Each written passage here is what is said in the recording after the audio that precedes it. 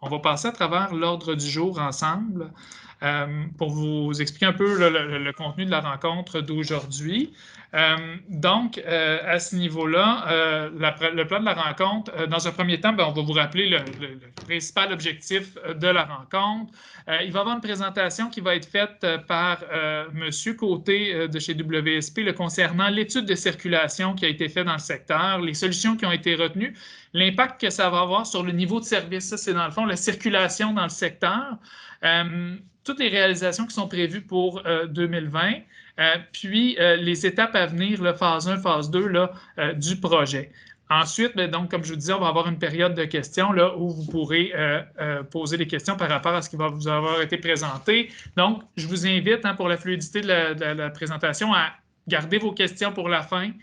On va y revenir sans faute. Donc, de mon côté, j'ai rien d'autre.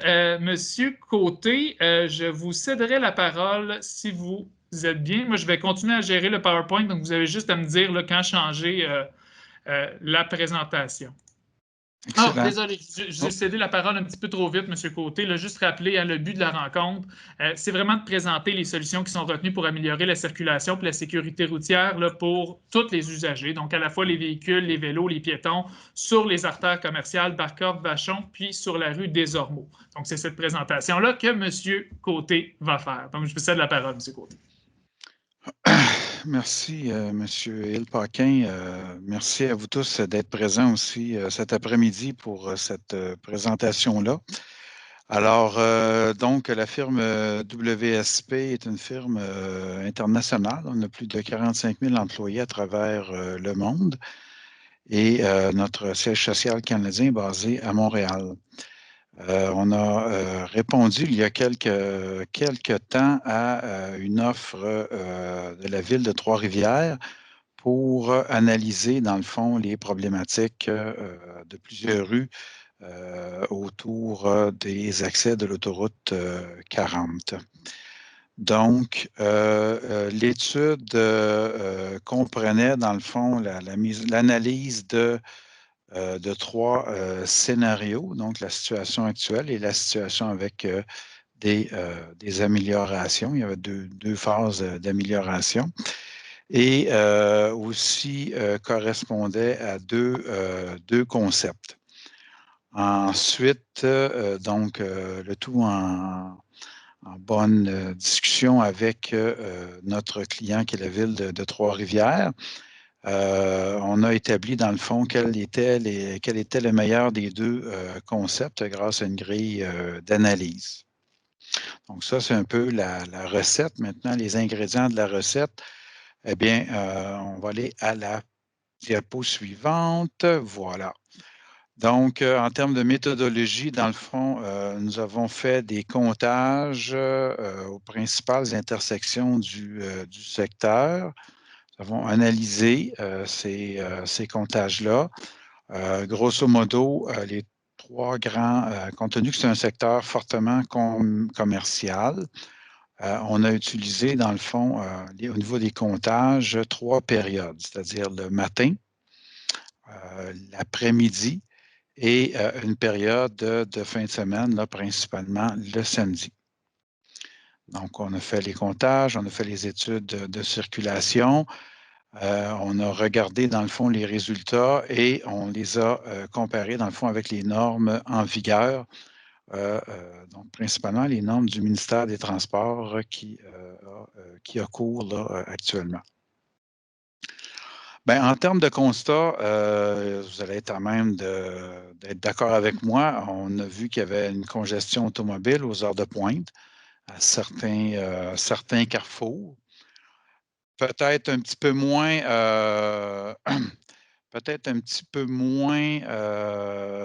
présent ou moins visible. Donc, dans le fond, il n'y a pas de lien cyclable sécuritaire dans ce secteur-là. Donc, les vélos qui se hasardent sur Barcoff, ben, ils le font dans la circulation ou sur les trottoirs, donc ce n'est pas très sécuritaire. Les liens piétonniers aussi qui sont à améliorer. On a constaté qu'il y avait quelques feux de circulation, qu'il n'y avait même pas de phasage pour que les piétons puissent traverser de manière sécuritaire là, entre le centre d'achat et vos commerces. Et il y avait quand même beaucoup d'entrées et sorties des commerces qui sont à améliorer. Donc, ça, c'est les principaux constats qu'on a faits.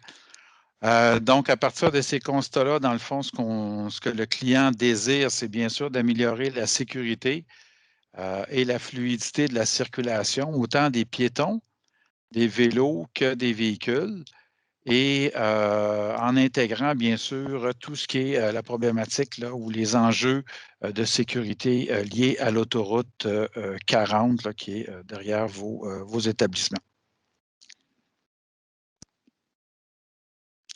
Donc, on va vous présenter un petit vidéo ici, donc d'environ 3 minutes, qui montre l'ensemble des mesures qui ont été, qui seront ou qui peuvent être prises.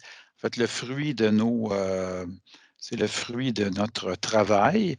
Donc, on va le partir et puis par la suite, on va passer aux explications sur les mesures. Voilà. Donc là, la diapositive, en fait, la vidéo devrait être partie. Est-ce que vous voyez la vidéo? Vous pouvez m'écrire sur le fil de discussion si jamais c'est le cas ou pas le cas. Donc là, ça fonctionne. C'est bon, Monsieur Côté, je vous laisse commenter. Parfait.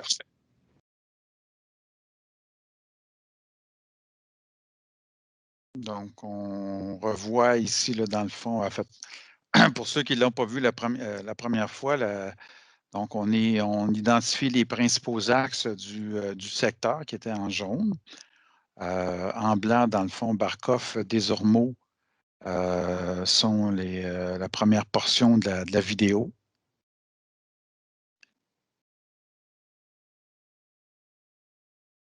Donc, on voit ici, là, le premier élément, c'est qu'il y a une voie de virage à droite qui serait instaurée pour aller directement sur l'autoroute 40.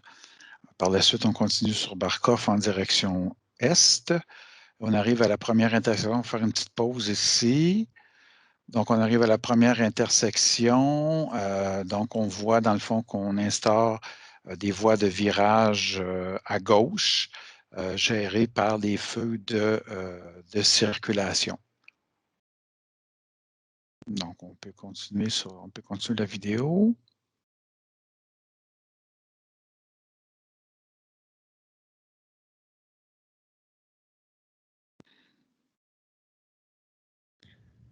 J'y vais au rythme de la vidéo, Oui. Monsieur Côté. OK, c'est beau. Je ne veux Parfait. pas faire d'avant. Donc, la gestion ici du carrefour là, se fait en fonction des mouvements. Par la suite, on continue dans le fond et un élément. Là, on va faire une pause ici. Donc, on implante, il y aurait une implantation dans le fond d'une voie au centre qui sert pour les mouvements de virage à gauche seulement. Donc, on peut voir ici la façon de fonctionner. C'est une méthode là, qui a été éprouvée, qui est mise en place dans beaucoup d'endroits. Donc, ça permet de faire des virages à gauche plus sécuritaires et ça maintient la fluidité sur l'axe. L'avantage aussi, comme vous le voyez, c'est qu'à l'heure actuelle, le boulevard a 4 voies. Donc, lorsqu'on est dans le commerce et qu'on veut sortir du commerce, eh bien, on peut-tu faire une pause, s'il vous plaît? Oups. Je vais tenter de revenir. Là, de revenir un petit brin, ouais. Voilà. Ouais, voilà. OK. Donc, l'avantage avec cette solution-là aussi pour l'automobiliste, c'est... Oups, pause. Excusez-moi, ça ne pose pas comme je voudrais. Il est capricieux cet après-midi. Oui, c'est ça. Voilà. Est-ce qu'on est à la bonne place, M. Côté? Oui, c'est bon, parfait, excellent. Donc, l'avantage ici, c'est qu'à l'heure actuelle, il y a 4 voies de circulation. Pour sortir d'un commerce, si on va aller vers la gauche, façon-là, la voiture, à l'heure actuelle, a presque 4 voies à vérifier, dans le fond, avant de sécuriser son déplacement. Et dans ce cas-ci, dans le fond, l'avantage, c'est qu'elle n'a qu'une seule voie à regarder là, avant de faire son mouvement. Voilà, on peut continuer.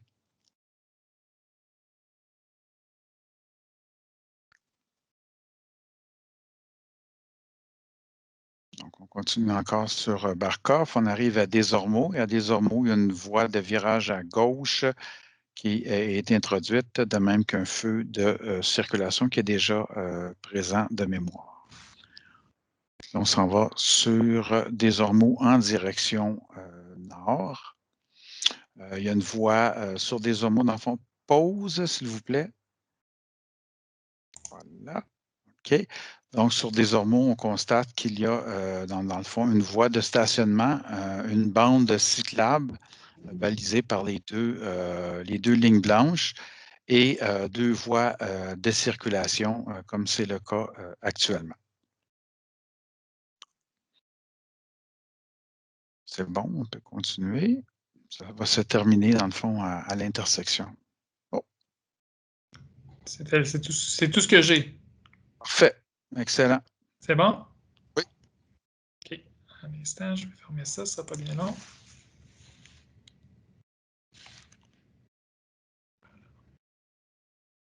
Si vous me permettez, je vais juste fermer le partage d'écran et recommencer sur des bonnes bases là, pour la suite, parce que moi, ça me permet de mieux suivre là, votre canal de discussion. Donc, on va reprendre où on était.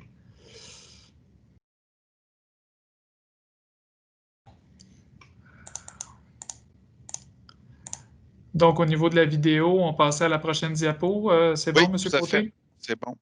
Parfait. Ça ne sera pas bien long. Voilà. Donc là, vous devriez voir là, les solutions retenues, c'est ça? Oui. Super. Donc, au niveau de la solution retenue, donc j'en ai déjà parlé tout à l'heure lors de la présentation vidéo. On la voit ici, dans le fond, c'est une capture d'écran de la vidéo.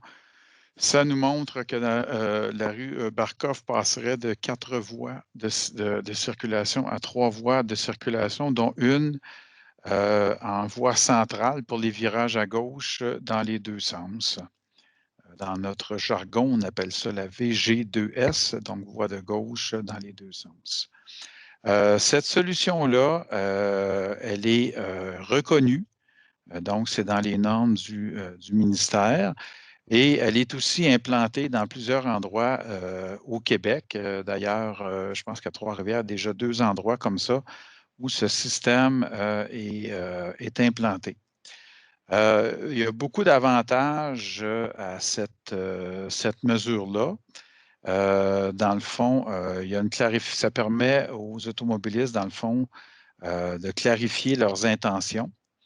Donc, ça améliore aussi la fluidité de la circulation grâce aux voies de virage à gauche. Donc, à l'heure actuelle, sur les 4 voies, ben, s'il y a une personne qui est sur la voie de gauche et qui veut aller à la gauche, ben, elle empêche le véhicule derrière l'automobiliste de poursuivre son chemin. Donc, ça diminue beaucoup la fluidité et ça augmente, dans le fond, les risques d'accident et de dépassement vers la droite.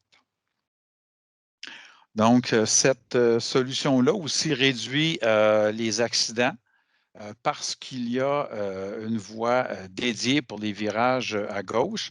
Et comme je l'ai mentionné aussi, ça fait une voie de moins pour l'automobiliste à traverser. Donc, c'est beaucoup plus facile pour lui de faire ces manœuvres-là.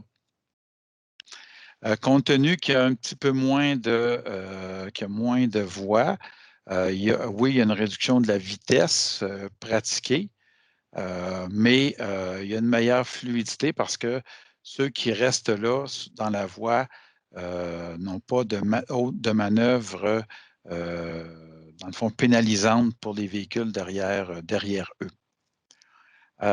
Donc, on ajoute dans la recommandation, c'est d'ajouter aussi des bandes cyclables pour que les cyclistes, dans le fond, qui sont des usagers de la route, puissent circuler de manière plus sécuritaire sans être mêlés à la circulation.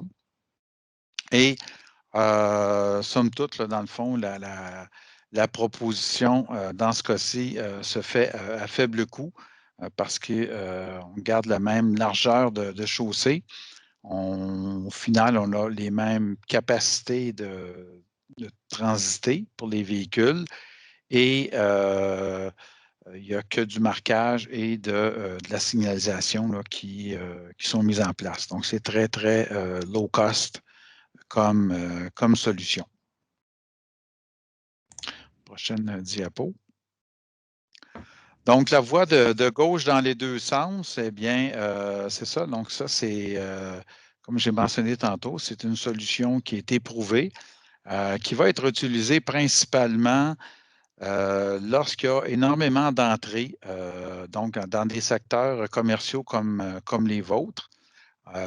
Si vous voulez un exemple, dans le fond, là, vous pourrez aller googler ce soir là, en Street View à Val-d'Or, 3e avenue Ouest.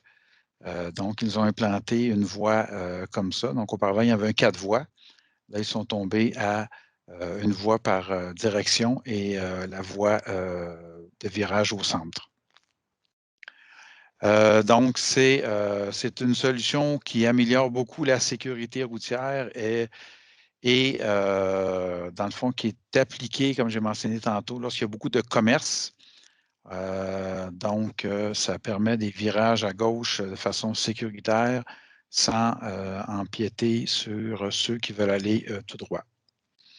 Et pour Trois-Rivières, donc dans le fond, la rue Barkoff ne serait pas une première, mais ça serait le 3e endroit où il y a ce système-là d'implanter, ce système de gestion-là d'implanter.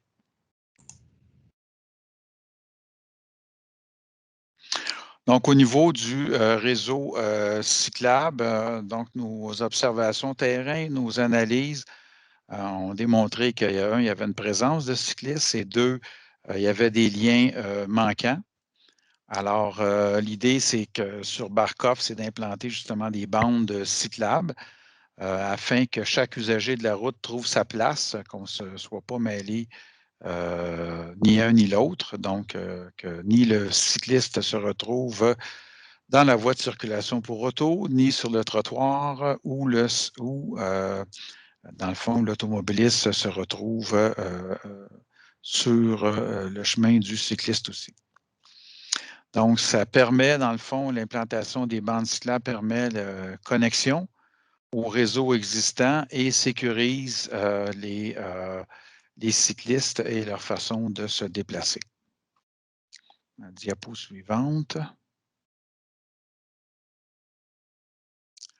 Donc, sur Desormeaux, on voit ici la coupe, dans le fond, on voit un plan et la coupe. Et ça nous démontre, dans le fond, comment l'espace serait divisé. Donc, il y aurait de part et d'autre les trottoirs existants. Et au centre, dans le fond, 2 voies de circulation de 4 mètres, ce qui est assez généreux, compte tenu que la plupart du temps, là, des voies de 3,5 mètres sont suffisantes, mais là, on en donne un petit peu plus pour, dans le fond, peut-être permettre certains mouvements pour entrer dans les résidences. Donc, on conserve aussi une aire de stationnement de 2,5 mètres et la bande cyclable se trouve aussi à gauche de l'aire de stationnement, qui est aussi une pratique connue et courue au Québec.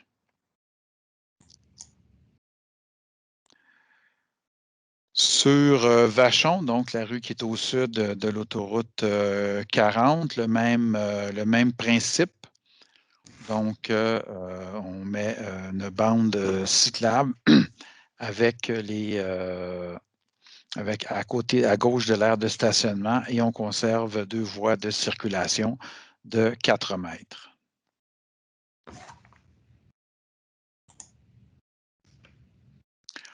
Donc, en termes d'études de circulation, dans le fond, pourquoi est-ce qu'on est arrivé à cette proposition-là? C'est que lorsqu'on a fait des analyses Donc, on confronte ces données-là à ce qu'on appelle des niveaux de service. Donc, ça va de A à F. Donc, c'est mesuré, dans le fond, en secondes d'attente. Je vous dirais que, grosso modo, entre A, B et C, c'est une attente entre 10 et 35 secondes, dans le fond, à une intersection.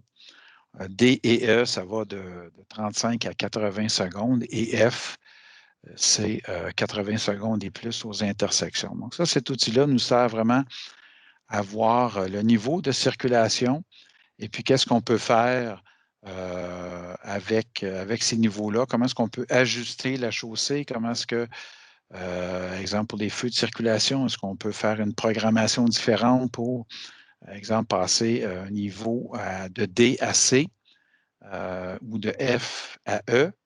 Donc, on peut moduler avec ces niveaux de service-là. Donc, bien entendu, là, il y a toute une mécanique en arrière de ces calculs-là. Mais on voit les résultats plus loin, donc à la prochaine diapo. Donc, ce que ça nous donne, dans le fond, au niveau des analyses de la situation actuelle, on voit qu'il y a beaucoup de F. Donc, il y a une grande dégradation dans le secteur. Donc, il y a beaucoup de perte de temps, notamment sur Barkov. On pense à l'entrée des galeries du Cap où, en fin de semaine, on est en niveau F. Donc, ça veut dire que ce n'est pas agréable pour personne.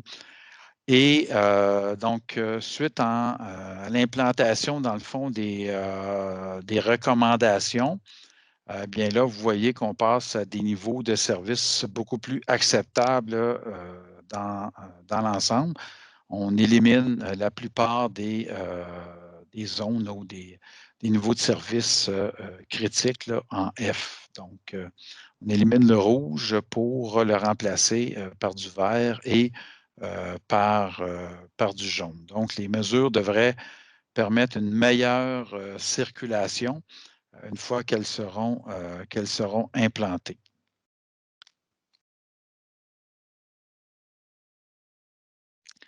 Même chose sur la rue Vachon. Donc, on voit là, les problématiques. Il y a bien entendu moins de problématiques sur la rue Vachon.